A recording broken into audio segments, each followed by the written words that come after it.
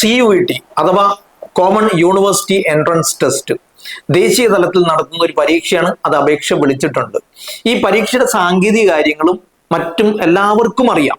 ഞാൻ അത് പറയാനല്ല വന്നത്. ഒട്ടേറെ പ്രതീക്ഷയോടുകൂടി ഡൽഹി അടക്കമുള്ള യൂണിവേഴ്സിറ്റികളിൽ അണ്ടർ ഗ്രാജുവേറ്റ് പ്രോഗ്രാമിന് പോകുന്ന വിദ്യാർത്ഥികൾ പലപ്പോഴും ഈ പ്രതീക്ഷകൾക്കും സ്വപ്നങ്ങൾക്കും ഭംഗം വരുന്ന രീതിയിൽ ഒട്ടേറെ കാര്യങ്ങൾ സംഭവിക്കുന്നുണ്ട്. ഒട്ടേറെ ഘടകങ്ങളുണ്ട്. ആ ഘടകങ്ങളെ കുറിച്ച് നിങ്ങളുടെ മുന്നിൽ ഒന്ന് വെക്കുക, നിങ്ങളുടെ ശ്രദ്ധയിൽപ്പെടുത്തുക. അതിനനുസരിച്ച് നിങ്ങളുടെ പഠനക്രമങ്ങൾ രൂപീകരിക്കുക, നിങ്ങളുടെ ലക്ഷ്യങ്ങൾ നിർണ്ണയിക്കുക. ഈ കാര്യങ്ങൾക്ക് വേണ്ടി മാത്രമാണ് ഞാൻ ഇന്ന് വന്നത്. ഞാൻ കുറെ കുട്ടികളോട് സംസാരിക്കാറുണ്ട്. എല്ലാ വർഷവും സംസാരിക്കാറുണ്ട്, ഈ വർഷവും സംസാരിക്കാറുണ്ട്. ഒട്ടേറെ നല്ല കാര്യങ്ങൾ പറയുന്നുണ്ട്. അതോടൊപ്പം വളരെ ആശങ്കാജനകമായ നെഗറ്റീവായ ഒരുപാട് കാര്യങ്ങൾ പറയുന്നുണ്ട്.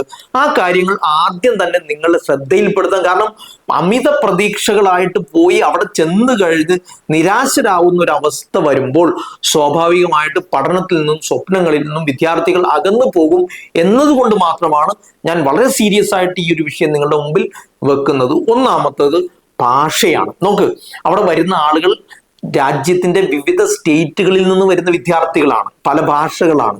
പ്രധാനമായും ഹിന്ദിയാണ് ഉപയോഗിക്കുന്നത്. നമ്മുടെ നാട്ടുകാരെ സംബന്ധിച്ചിടത്തോളം ഹിന്ദി അത്ര കാര്യമായിട്ട് അറിയില്ല. പിന്നുള്ളത് ഇംഗ്ലീഷാണ്. CBSE സ്കൂളുകളിലും ഇംഗ്ലീഷ് മീഡിയം സ്കൂളുകളിലും പഠിച്ച നേരത്തെ മുതലേ ഇംഗ്ലീഷ് നന്നായിട്ട് ഉപയോഗിക്കുന്ന വിദ്യാർത്ഥികളാണെങ്കിൽ അവിടെ അത്യാവശ്യം സ്റ്റാൻഡുള്ള വിദ്യാർത്ഥികളുടെ ഇംഗ്ലീഷുമായിട്ട് നമുക്ക് മത്സരിച്ച് നിൽക്കാനും കമ്മ്യൂണിക്കേറ്റ് ചെയ്യാനും പറ്റും. അല്ലാത്തവർ ഹിന്ദി കുട്ടികളോട് സംസാരിക്കാൻ താല്പര്യമില്ലാത്തതുകൊണ്ടും നമുക്കത് സാധ്യമല്ലാത്തതുകൊണ്ടും മാറി നിൽക്കും. ഇതിന്റെ ഇടയിൽ സംഭവിക്കുന്നത് എന്താണെന്നറിയോ? ഒന്നുകിൽ നല്ല ഭാഷ അറിയാവുന്ന കുട്ടികളുടെ കൂടെ കൂടി ഗ്യാങ് ആവും, അല്ലെങ്കിൽ മൊത്തത്തിൽ എല്ലാത്തിനും അവരങ്ങ് മാറിപ്പോകുന്ന ഒരു ഒഴിഞ്ഞു പോകുന്ന ഒരു അവസ്ഥ വരും. ഇത് അക്കാഡമിക്സിനെ ബാധിക്കും. പലപ്പോഴും വിദ്യാർത്ഥികൾക്ക് സംഭവിക്കുന്നത് മലയാളി ഗ്രൂപ്പുകളെ തന്നെ തേടി പോവുകയും സ്വന്തമായ ഒരു ഡെവലപ്മെന്റ് ഇല്ലാതിരിക്കുകയും ചെയ്യും ഭാഷയുടെ കാര്യം വരുമ്പോൾ. ഇത് ഒന്ന്. രണ്ടാമത്തേത് ഫുഡാണ്. ഫുഡ് നമ്മളുടെ ഫുഡ് ഹാബിറ്റുമായിട്ട് എൻറ്റയർലി ഡിഫറെന്റ് ആണ് ഡൽഹിയിലെയും. അതുപോലെ തന്നെ ഏറ്റവും കൂടുതൽ ഈ CUET വഴി പോകുന്ന വിദ്യാർത്ഥികൾ ഏറ്റവും കൂടുതൽ പ്രിഫർ ചെയ്യുന്ന ഒരു യൂണിവേഴ്സിറ്റി ഈ ഡൽഹി യൂണിവേഴ്സിറ്റിയാണ്. അതിന് കീഴിലുള്ള രസകരങ്ങളായ ഒരുപാട് കോളേജുകളുണ്ട്. പ്രത്യേകിച്ച് ഹിന്ദു, രാംജാസ്, സാക്കിർ ഹുസൈൻ, കിരോറി മാൾ, ദെൻ ശ്രീറാം, ലേഡി ശ്രീറാം പോലുള്ള കോളേജുകൾ. ഈ കോളേജുകളൊക്കെ മുമ്പിൽ കണ്ടു പോകുന്ന ആളുകൾ അവിടെ എത്തുമ്പോൾ ഒരു പക്ഷേ നിരാശരാകുന്ന ഒരു അവസ്ഥ സംഭവിക്കും. അത് സംഭവിക്കാതിരിക്കാൻ നേരത്തെ മുതലേ മുൻകൂട്ടി ഇത് മനസ്സിലാക്കിയിട്ട് വേണം അങ്ങോട്ട് പോകാൻ. അതുകൊണ്ട് ഭാഷ പഠിച്ചെടുക്കാൻ താല്പര്യമുണ്ടെങ്കിൽ, ഇപ്പൊ എന്നോട് ഞാൻ സംസാരിച്ചൊരു കുട്ടി എന്നോട് പറഞ്ഞത് അവൾ ചെന്ന ഉടനെ ഒറ്റക്കായിരുന്നു, മാറി നിന്നു, വേറൊരു ഗ്രൂപ്പിലേക്കോ മലയാളി ഗ്രൂപ്പ് അന്വേഷിച്ച് പോവുകയോ ചെയ്തില്ല. ഹോസ്റ്റലും മലയാളി ഹോസ്റ്റൽ എടുക്കാതിരിക്കാൻ ശ്രദ്ധിച്ചതല്ല, സംഭവിച്ചതാണ്. പക്ഷെ സംഭവിച്ചത് അങ്ങനെ യാദൃച്ഛികത കൊണ്ട് ഉണ്ടായ മെച്ചം എന്താണെന്നറിയോ? ആ കുട്ടിക്ക് ഭാഷ പഠിക്കാനായി എന്നുള്ളതാണ്. അതുകൊണ്ട് ആ സന്ദർഭം, അവസരം നെഗറ്റീവ് ആണെങ്കിൽ പോലും ഉപയോഗപ്പെടുത്തി കഴിഞ്ഞാൽ തീർച്ചയായിട്ടും നിങ്ങൾക്ക് ഭാഷ പഠിച്ചെടുക്കാൻ പറ്റും. രണ്ട് ഭാഷ, മലയാളത്തിന് പുറമെ ഹിന്ദിയും ഇംഗ്ലീഷും കൈവശപ്പെടുത്തുക എന്നുള്ളത് വലിയൊരു മെച്ചമാണ്. അത് കരിയറിൽ നിങ്ങൾ ഒരുപാട് ഡെവലപ്പ് ചെയ്യാൻ സഹായിക്കും. ഭാഷയുടെ കാര്യത്തിൽ ഇത് ശ്രദ്ധിക്കുക. മറ്റൊന്ന്, ഫുഡിന്റെ കാര്യത്തിൽ നിങ്ങൾ ഇവിടുന്ന് സാമ്പാറും ചോറും അന്വേഷിച്ച് പോകുന്ന ഈ മലയാളിയുടെ ദുർബല മനസ്സും കൊണ്ട് ഡൽഹിയിലേക്ക് പോകരുത്. അവിടെ ചപ്പാത്തി ആയിരിക്കും, ചിലപ്പോൾ പച്ചരി ചോറായിരിക്കും. ദാൽ എന്നൊരു സങ്കല്പം ഒഴിച്ചു കഴിഞ്ഞാൽ 2 പരിപ്പ്, മുകളിലും വെള്ളം, പഞ്ചാബിലും പോകുന്ന അത്ര ഫുഡിന്റെ ക്വാളിറ്റിയൊക്കെ ചിലപ്പോൾ നമ്മൾ കോംപ്രമൈസ് ചെയ്യേണ്ടി വരും. അതുകൊണ്ട് ശ്രദ്ധിക്കേണ്ടത് ഫുഡിനായിട്ട് വേണ്ടി ഡൽഹിയിലേക്ക് പോകരുത്. അത്തരം സാഹചര്യങ്ങൾ അഭിമുഖീകരിക്കാൻ പറ്റുന്നത് പല നെഗറ്റീവ് സാഹചര്യങ്ങളെയും നേരിടാൻ നമ്മളെ സഹായിക്കും എന്നതുകൊണ്ട് ഫുഡിന്റെ കാര്യത്തിൽ വളരെ വലിയ മലയാളിത്ത നിഷ്കർഷയില്ലാതെ പോയാൽ നമ്മൾ രക്ഷപ്പെടും. കരിയർ നന്നാവാൻ സാധ്യത. ഇത് ഒരു വശത്ത്. മറുവശത്ത് നിങ്ങൾ മനസ്സിലാക്കേണ്ട ഒരു കാര്യം, വിവിധ സ്ഥലങ്ങളിൽ നിന്ന്, രാജ്യത്തിന്റെ വിവിധ സ്ഥലങ്ങളിൽ ഏറ്റവും മിടുക്കരായ വിദ്യാർത്ഥികളായിരിക്കും അവിടെ വരുന്നുണ്ടാവുക. അവരുമായിട്ടാണ് നമ്മൾ മത്സരിക്കേണ്ടതും നേരിടേണ്ടതും എന്ന് മനസ്സിലാക്കുക. പലപ്പോഴും ആ ഒരു ഗ്രൂപ്പിൽ ക്ലാസ് റൂം സിറ്റുവേഷനിൽ പലപ്പോഴും നമുക്ക് ആകെ ബുദ്ധിമുട്ട് വരാൻ സാധ്യത. പ്രത്യേകിച്ച് ഈ ഹോണേഴ്സ് ഡിഗ്രികളുടെ കണ്ടന്റ് വളരെ കൂടുതലാണ്. ക്ലാസ് എടുക്കുന്ന അധ്യാപകരാവട്ടെ, നിങ്ങൾ ഇതൊക്കെ പഠിച്ച് വായിച്ച് മനസ്സിലാക്കി ഇതിനെക്കുറിച്ചൊക്കെ ധാരണയുള്ള വിദ്യാർത്ഥികളാണ് എന്ന നിലക്കായിരിക്കും ക്ലാസ് മുന്നോട്ട് പോവുക. പലപ്പോഴും കേരളത്തിന് പുറത്തുള്ള വിദ്യാർത്ഥികൾ ഇത് കോപ്പപ്പ് ചെയ്യുമ്പോൾ നമുക്ക് കോപ്പപ്പ് ചെയ്യാൻ പറ്റാത്തൊരവസ്ഥ വരും. ആ അവസ്ഥ വരുമ്പോൾ നമ്മൾ അക്കാഡമിക്സിൽ നിന്ന് ഡിറ്റാച്ച്ഡ് ആവും. ഒന്ന്, ഇവിടുത്തെ ഒരു അക്കാഡമിക് പശ്ചാത്തലം നിങ്ങൾക്കറിയാം. പ്രത്യേകിച്ച് ഇവിടുത്തെ മാർക്കിന്റെ ഒരു അതിഭീകരമായ മാർക്കിന്റെ വളർച്ച കൊണ്ട് നല്ല മാർക്ക് കിട്ടിയ ആളുകളൊക്കെ അവിടെ ചെന്ന് കഴിഞ്ഞാൽ പലപ്പോഴും കണ്ടന്റ് പരീക്ഷയുടെ അവസാനം, പരീക്ഷ എത്തുന്നതിന് മുമ്പ് പഠിച്ചു പോകുന്നതായതുകൊണ്ട് കോപ്പപ്പ് ചെയ്യാൻ ബുദ്ധിമുട്ടാവും. അതുകൊണ്ട് പഠിക്കുക എന്നതും കണ്ടന്റ് സ്വന്തം നിലക്ക് വായിക്കുക എന്നതും ഒരു തീരുമാനമായി കൊണ്ടുപോയാൽ രക്ഷപ്പെടാനുള്ള സാധ്യതകളുണ്ട്. അതിനേക്കാൾ രസകരമായ മറ്റൊരു വസ്തുത, ഇപ്പൊ കേരളത്തില് ആർട്സ് ആൻഡ് സയൻസ് കോളേജുകളൊക്കെ എടുത്തു കഴിഞ്ഞാൽ ഒരുപാട് സ്പോർട്സ് ഡേകളും അതുപോലെ തന്നെ ആർട്സുമായിട്ട് ബന്ധപ്പെട്ട ആർട്സ് ഫെസ്റ്റുകളും ഒരുപാട് ആക്ടിവിറ്റീസും കോളേജ് ക്യാമ്പസിനുള്ളിൽ ഉണ്ടാവും. അത്തരം രസകരമായ ഒരു വൈബ് അത്തരം നമ്മുടെ ഈ പുറത്തുള്ള കോളേജുകളിലും യൂണിവേഴ്സിറ്റികളിലും ഉണ്ടായിക്കൊള്ളണം എന്നില്ല. ഉണ്ടെങ്കിൽ തന്നെ ഒരു ഹിന്ദി സ്പീക്കിംഗ് കമ്മ്യൂണിറ്റിയിൽ കൂടുതൽ ഡൊമിനേറ്റ് ചെയ്യുന്ന ഒരു അവസ്ഥ വരാൻ സാധ്യതയുണ്ട്.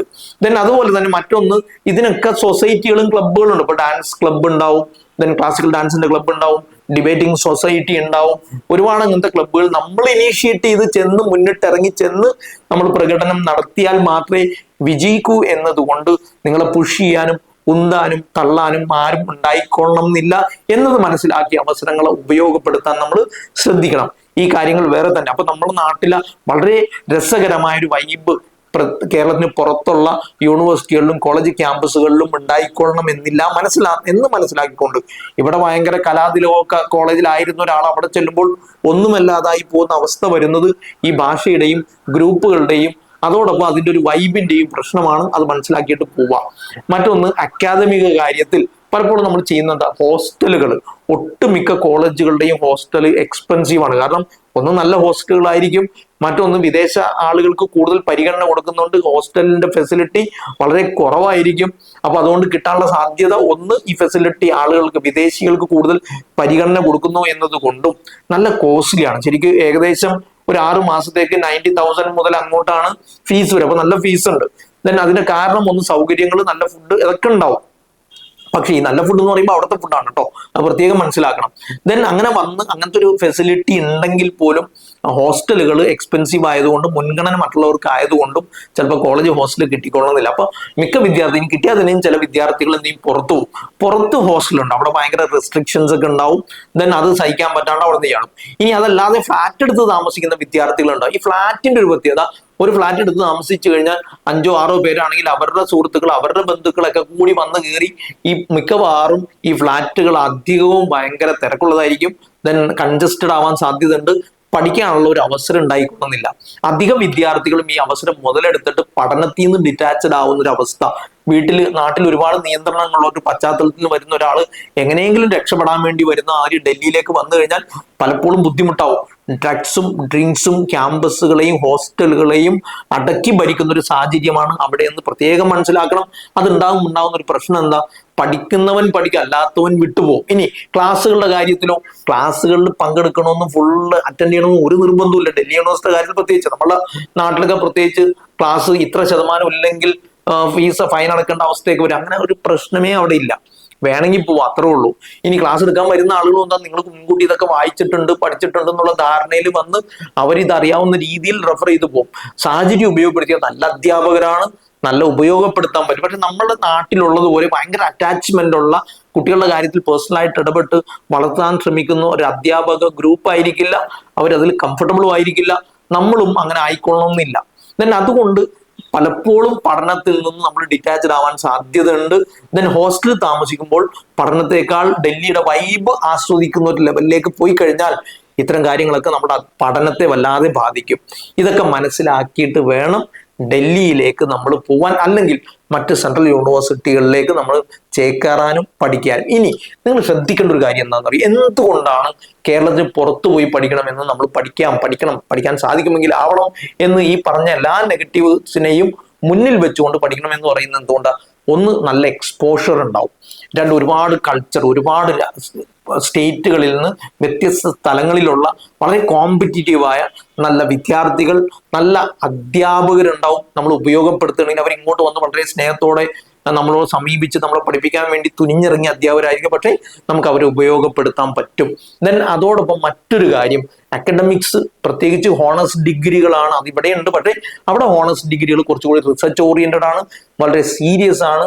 ദെൻ അത് ഉപയോഗപ്പെടുത്തി കഴിഞ്ഞാൽ വിദേശ പഠന സാധ്യതകൾ ഒരുപാടുണ്ട്, അത് ഉപയോഗപ്പെടുത്താൻ പറ്റും. ഒട്ടുമിക്ക സെൻട്രൽ യൂണിവേഴ്സിറ്റികളിൽ നിന്നും അണ്ടർ ഗ്രാജുവേറ്റ് പ്രോഗ്രാം കഴിഞ്ഞ ആളുകൾക്ക് ഓസ്ട്രേലിയനും US-ഉം കനേഡിയനും ജർമ്മനും അതുപോലെ തന്നെ ഫ്രഞ്ചും UK ഒരുപാട് ഫെലോഷിപ്പുകൾ അങ്ങനെ കിട്ടാറുണ്ട്. അങ്ങനെ വിദേശ പഠനത്തിലേക്ക് നല്ല പൈസ കിട്ടി പോകുന്ന ആളുകളുണ്ട്. ഒന്ന്. രണ്ടാമത്തത്, പല യൂണിവേഴ്സിറ്റികളിൽ അത്യാവശ്യം പ്ലേസ്മെന്റ് ഉണ്ട്. പ്രത്യേകിച്ച് ഇക്കണോമിക്സും സ്റ്റാറ്റിസ്റ്റിക്സും മാത്തമാറ്റിക്സും ബികോമും കെമിസ്ട്രി ഒക്കെ പോലുള്ള ഡിഗ്രികൾക്കൊക്കെ പല യൂണിവേഴ്സിറ്റികളും പ്ലേസ്മെന്റ് കൊടുക്കുന്നുണ്ട്. അത് തന്നെയും നമ്മൾ ഈ Hindu college, then Shriram, lady Shriram, Stephen's, ഇങ്ങനത്തെ ഇൻസ്റ്റിറ്റ്യൂട്ടുകളിലെല്ലാം അത്യാവശ്യം നല്ല പ്ലേസ്മെന്റും നടക്കുന്നുണ്ട്. മാനേജ്മെന്റ് സ്റ്റഡീസുമായിട്ട് ബന്ധപ്പെട്ട മേഖലയിലും IT ആയിട്ട് ബന്ധപ്പെട്ട മേഖലയിലും മോശമല്ലാത്ത പ്ലേസ്മെന്റുകൾ പലയിടത്തും നടക്കുന്നുണ്ട്. മാത്സും സ്റ്റാറ്റിസ്റ്റിക്സും ഡേറ്റ സയൻസും ഒക്കെ ആയിട്ട് ബന്ധപ്പെട്ട ഏരിയകളിലും അതും വേറെയുണ്ട്. അപ്പൊ ഈ സാഹചര്യം അത് എല്ലായിടത്തും, എല്ലാ യൂണിവേഴ്സിറ്റി, എല്ലാ ബ്രാഞ്ചുകളിലും, എല്ലാ കോളേജുകളിലും ഇതേ അടിസ്ഥാന തുല്യ അവസരമായിട്ട് ഉണ്ടായിക്കൊള്ളുന്നൊന്നുമില്ല. ഏറ്റവും മികച്ച സ്ഥാപനങ്ങളിൽ പ്ലേസ്മെന്റ് ഉണ്ട് എന്നതുകൊണ്ട് ആർട്സ് ആൻഡ് സയൻസ് കോളേജുകൾക്ക് പ്ലേസ്മെന്റ് സെല്ലുണ്ട്. അത് ഉപയോഗപ്പെടുത്തി കഴിഞ്ഞാൽ തീർച്ചയായിട്ടും നമുക്ക് നല്ല ജോലി കിട്ടാൻ സാധ്യതയുണ്ട്. മറ്റൊന്ന്, പലപ്പോഴും സിവിൽ സർവീസ് പ്രിപ്പറേഷനോ കോമ്പറ്റേറ്റീവ് എക്സാം പല സ്ഥലങ്ങളിൽ നിന്നും, ബീഹാറിൽ നിന്നും മറ്റ് സ്റ്റേറ്റുകളിൽ നിന്നൊക്കെ വരുന്ന കുട്ടികൾ ഇരുന്ന് നന്നായി കോമ്പറ്റേറ്റീവ് എക്സാം പ്രിപ്പയർ ചെയ്യാനുള്ള സാഹചര്യമായിട്ട് ഡൽഹിയെ ഉപയോഗപ്പെടുത്താറുണ്ട്. അവരുടെ കൂടെ കൂടിയാൽ അല്ലെങ്കിൽ അവരുടെ മാതൃക പിന്തുടർന്നാൽ തീർച്ചയായിട്ടും നിങ്ങൾക്ക് കോമ്പറ്റേറ്റീവ് എക്സാമിനേഷൻ എഴുതി ഡൽഹിയിൽ നല്ല സ്ഥാപനങ്ങളിൽ പഠിച്ച് നല്ല പൊസിഷനിലേക്ക് എത്താൻ നമുക്ക് പറ്റും. ഇന്ത്യയിൽ തന്നെ ഒരുപാട് മികച്ച സ്ഥാപനങ്ങളുണ്ട്. ഇപ്പൊ ഇക്കണോമിക്സിന്റെ കാര്യം എടുത്താൽ Indira Gandhi institute of development research, Gokhale Institute of Politics and economics, institute of economics growth, Delhi school of economics, then Delhi school of social science ഒക്കെ പോലെ സോഷ്യൽ സയൻസുമായിട്ട് ബന്ധപ്പെട്ടത്, ദെൻ സോഷ്യൽ വർക്കിന് Tata institute of social science, ഇങ്ങനത്തെ മികച്ച സ്ഥാപനങ്ങളിലേക്കുള്ള എൻട്രി ഈ അണ്ടർ ഗ്രാജുവേറ്റ് പ്രോഗ്രാമിനെ ശരിക്കും ഉപയോഗപ്പെടുത്തി കഴിഞ്ഞാൽ കിട്ടാനുള്ള സാധ്യത കൂടുതലാണ്. വിദേശ യൂണിവേഴ്സിറ്റികളുടെ SOPയും ദെൻ ലെറ്റർ ഓഫ് റെക്കമെൻഡേഷൻസും അതുപോലെ തന്നെ മറ്റ് അക്കാഡമിക് ക്രെഡൻഷ്യൽസ് ഒക്കെ നന്നാക്കാനും രൂപപ്പെടുത്താനും അതുവഴി വിദേശ ഫെലോഷിപ്പ് കിട്ടി വിദേശത്ത് പോയി പഠിക്കാനുള്ള ചാൻസും കൂടാൻ സാധ്യതയുണ്ട്. ഡൽഹിയും അതുപോലെ സമാനമായ സെൻട്രൽ യൂണിവേഴ്സിറ്റി അറ്റ്മോസ്ഫിയറുകളും സ്വകാര്യ സ്ഥാപനങ്ങളുടെ, മികച്ച സ്വകാര്യ സ്ഥാപനങ്ങളുടെ അറ്റ്മോസ്ഫിയറും ഉപയോഗപ്പെടുത്തിയാൽ, അപ്പൊ ഇത് ഉപയോഗപ്പെടുത്തി നല്ല മേഖലയിൽ എത്തണം. ഇനി ശ്രദ്ധിക്കണം, സെൻട്രൽ യൂണിവേഴ്സിറ്റിയിൽ പഠിക്കുന്നത് ആർട്സ് ആൻഡ് സയൻസ് കോഴ്സുകളാണ്, ഓണേഴ്സ് ഡിഗ്രികളാണ്. അതല്ലാത്ത ഇപ്പൊ ഐക്കാറിന്റെ കോഴ്സുകളുണ്ട്, ദെൻ ചില യൂണിവേഴ്സിറ്റികളിൽ ഇൻസ്റ്റിറ്റ്യൂട്ടും BBA വരുന്നുണ്ട്, ഒരു സെമി പ്രൊഫഷണൽ, പക്ഷെ അധികവും ആർട്സ് ആൻഡ് സയൻസ് കോഴ്സുകളായിരിക്കും. കൊമേഴ്സും ഹ്യൂമാനിറ്റിയും സയൻസും ആയിട്ട് ബന്ധപ്പെട്ടത്. ഈ കോഴ്സുകളൊന്നും ജോബ് ഓറിയന്റഡ് അല്ല. പ്ലേസ്മെന്റ് ഭാഗ്യമായി ചില മേഖലകളിൽ നടക്കുന്നുണ്ട് എന്നത് കൃത്യമായി മനസ്സിലാക്കിയിട്ട് ജോലി കിട്ടുമായിരിക്കും. അല്ലെങ്കിൽ സെൻട്രൽ യൂണിവേഴ്സിറ്റിയിൽ പോയി കഴിഞ്ഞാൽ ഭയങ്കര സംഭവമാവും, മലമറിക്കാം എന്നൊന്നും വിചാരിച്ച് അങ്ങോട്ട് പോകണ്ട. മറിച്ച് ഉപയോഗപ്പെടുത്തിയാൽ മാത്രമേ നമുക്കത് നന്നാവൂ. പലപ്പോഴും അവിടെ നോക്കാൻ ആളില്ല. നമ്മുടെ ആർട്സ് ആൻഡ് സയൻസ് കോളേജ് കേരളത്തിലുള്ളതുപോലെ ശ്രദ്ധിച്ച് എന്തെങ്കിലും കുഴപ്പം കണ്ടാൽ വീട്ടുകാരെ വിളിച്ച് സംസാരിക്കുന്ന ഒരു അറ്റ്മോസ്ഫിയറോ സിസ്റ്റം ഒന്നും അവിടെ ഇല്ല. നിങ്ങൾക്ക് പഠിക്കാം, വേണമെങ്കിൽ ചെയ്യാം എന്നല്ലാതെ അറ്റൻഡൻസ് നിർബന്ധമല്ലാത്തത് കൊണ്ടുണ്ടാവുന്ന പ്രശ്നങ്ങൾ വേറെ. ദെൻ ഡൽഹിയുടെ ഒരു വൈബ്, ഹൈദരാബാദിന്റെ ഒരു വൈബ്, അത് ആസ്വദിക്കാൻ പോയി കഴിഞ്ഞാലുള്ള അതിന്റെ ഉപദ്രവങ്ങൾ വേറെ. ഈ എല്ലാ പ്രതികൂല സാഹചര്യങ്ങളിൽ നിന്നും അക്കാഡമിക്സ് മനസ്സിലാക്കിയിട്ട് അതിന്റെ ഒരു ഗുണഫലങ്ങൾ, അതുകൊണ്ടുള്ള ഉപയോഗം, അവിടുത്തെ ഒരു പ്രത്യേകതകൾ മനസ്സിലാക്കി ഇത്തരം സെൻട്രൽ യൂണിവേഴ്സിറ്റികളുടെ സാഹചര്യങ്ങൾ ഉപയോഗപ്പെടുത്തുന്ന ആളുകൾക്ക് തീർച്ചയായിട്ടും നല്ല ഓപ്പർച്യൂണിറ്റീസും നല്ല ചാൻസ് ഉണ്ട്. പലപ്പോഴും ഇത് മനസ്സിലാക്കാതെ ആ ഒരു പാരാവാരത്തിലേക്ക്, കടലിലേക്ക് പോയി ചെന്ന് പതിക്കുന്ന ആളുകൾ പലപ്പോഴും ദിശ തെറ്റി ഒഴുകി മറ്റു മേഖലയിലേക്ക് എത്തിപ്പെടുന്ന ഒരു അവസ്ഥ വരും. അതുകൊണ്ട് പ്രത്യേകം ശ്രദ്ധിക്കുക. ഞാൻ പറഞ്ഞു, ഘടനയെക്കുറിച്ച് നിങ്ങൾക്കറിയാം. 46 സെൻട്രൽ യൂണിവേഴ്സിറ്റികളുണ്ട്, നല്ല സ്വകാര്യ സ്ഥാപനങ്ങളുണ്ട്, ദേശീയ തലത്തിൽ ശ്രദ്ധിക്കപ്പെടുന്ന Gokhale Institute of Politics and Economics പോലുള്ള സ്ഥാപനങ്ങളുണ്ട്. ഈ സ്ഥാപനങ്ങൾ എത്തിപ്പെടാൻ പറ്റുന്ന ഒരു സാഹചര്യമാണ് Common University Entrance Test CUET നിങ്ങൾക്ക് ഒരുക്കുന്നത്. അത് പരമാവധി മനസ്സിലാക്കുക, ഉപയോഗപ്പെടുത്തുക. നല്ല കരിയർ, പ്രത്യേകിച്ച് physics, chemistry, maths, biological science, അതുപോലെ തന്നെ biomedical science, economics, history, political science, sociology, psychology, then കൊമേഴ്സുമായിട്ട് ബന്ധപ്പെട്ട BCom പോലുള്ള ഏരിയകൾ, ഇതെല്ലാം രസകരമായ അക്കാഡമിക് അറ്റ്മോസ്ഫിയർ നിങ്ങൾക്ക് ഓപ്പൺ ചെയ്ത് തരുന്നു. അത് ഉപയോഗപ്പെടുത്തി കഴിഞ്ഞാൽ അവിടുത്തെ കോകരിക്കുലർ ആക്ടിവിറ്റീസിൽ നിങ്ങൾക്ക് ഇടപെടാൻ പറ്റുന്ന, ഇടപെടാൻ പറ്റും, മുന്നിട്ട് ഇറങ്ങണം. നമ്മൾ ഡിബാറ്റിംഗ് സൊസൈറ്റി ഒക്കെ വളരെ നല്ലതാണ്.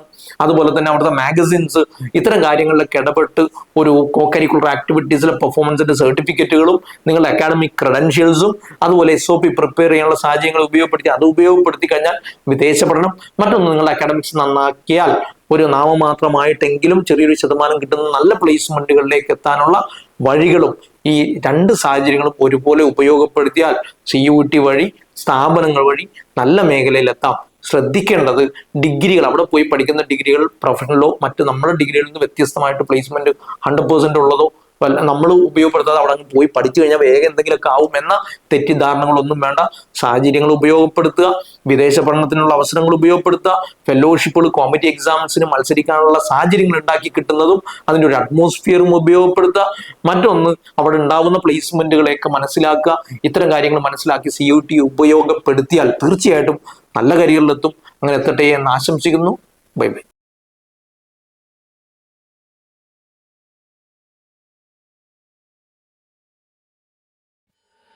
Career Guru, molding your future.